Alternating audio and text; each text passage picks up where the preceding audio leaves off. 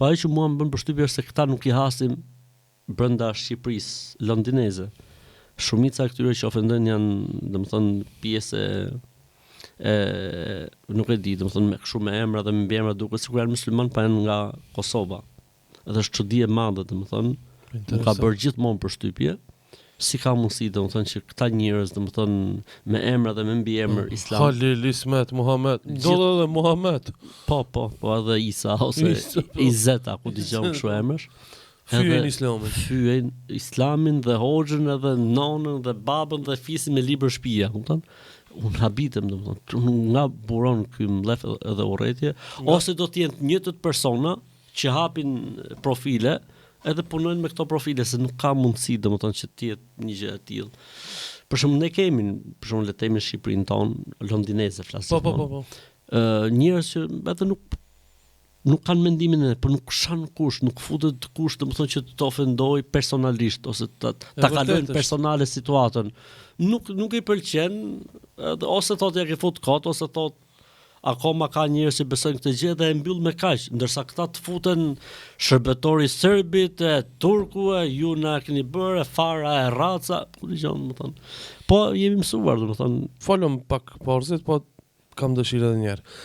Pyetja është kështu, pse në Kosovë ka islamofobi më shumë se në Shqipëri?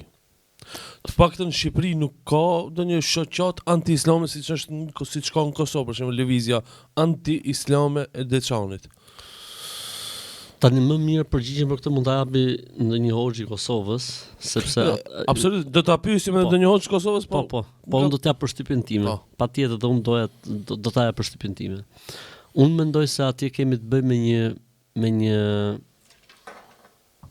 shfaqje të vonuar të, le të themi, intelektualizmit që pretendon ose mendon se feja dhe besimi mund të jetë pengesë e të jetuarit si shqiptar apo e mbrojtjes së shqiptarisë apo kontributit për vatanin. Faktikisht ta njerëz janë njerëz të ardhur, nuk janë qytetarë të mirëfill.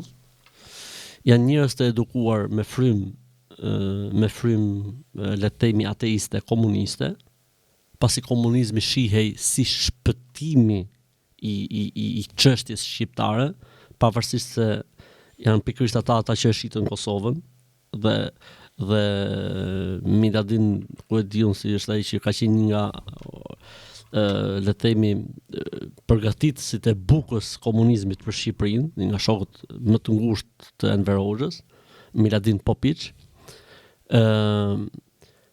dhe domethënë janë shitur si kombëtar dhe mbrojtje dhe mbrojtës të kauzës shqiptare, po faktikisht ata janë ngurën, si më thon, thikën mas shpinën e kauzës shqiptare dhe ata e shitën Kosovën. Po nëse nuk është kjo tema për tu ndalur.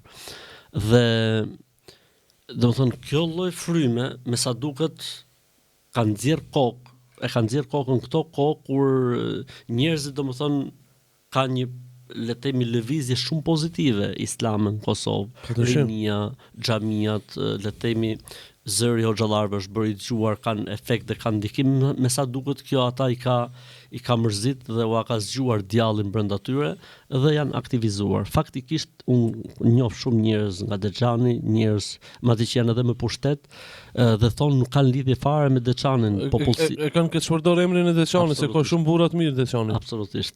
Dhe thonë nuk kanë lidhje fare me ne, madje edhe janë distancuar, pra që nuk kanë lidhje me ne. Janë përdorur shumë njerëz në fillim, nga që kanë kujtuar se është një lëvizje kombëtare, janë bërë pjesë, pastaj kur e kanë marrë vesh, janë tërhequr dhe kanë bërë deklarata që ne e kemi kish kuptuar situatën, po mua di për çfarë më bëhet qefi? Më bëhet qefi për faktin se, le të themi, promotorët kryesorë të kësaj lëvizje dolën pastaj që ishin antar të shoqatave apo të ortakëri të shoqërive me serbët, deklaruan vetë se kanë brenda shoqatave të tyre dhe shoqërive të tyre dhe agjensive që ata kanë tregtare, kanë serb etj. Gjë që themi ne, kupton, kur njeriu e fliq veten, domethënë është argumenti më i fortë. Pra kur ata kanë arritur në një fazë që ta deklarojnë një gjë të tillë, atëherë ky është argumenti më i fortë. Edhe i diçka tjetër, kur themi ne kthimin në fenë të parëve, ti kur je i pa fe nuk ka çfarë të thesh në fenë të parëve. Sepse ti je i pa fe. Qysh në fillim pavarësisht se e ke emrin Idris apo e ke emrin Muhamet apo si i thu vetes, në momentin që ti nuk beson, në momentin që ti nuk aplikon, në momentin që ti nuk praktikon, atëherë ti nuk je më musliman. Për çfarë po thua po kthe, ti më mirë thuaj do të konvertohem në X fe, nuk ka problem sepse njeriu fund fare konvertohet për atë që bindet se është e vërteta. Mirë po ti të konvertohesh për inat si hakmarrje, pastaj këta njerëz a din që rezistenca kryesore dhe qelizat bazë të rezistencës kanë qenë xhamiat dhe medreset?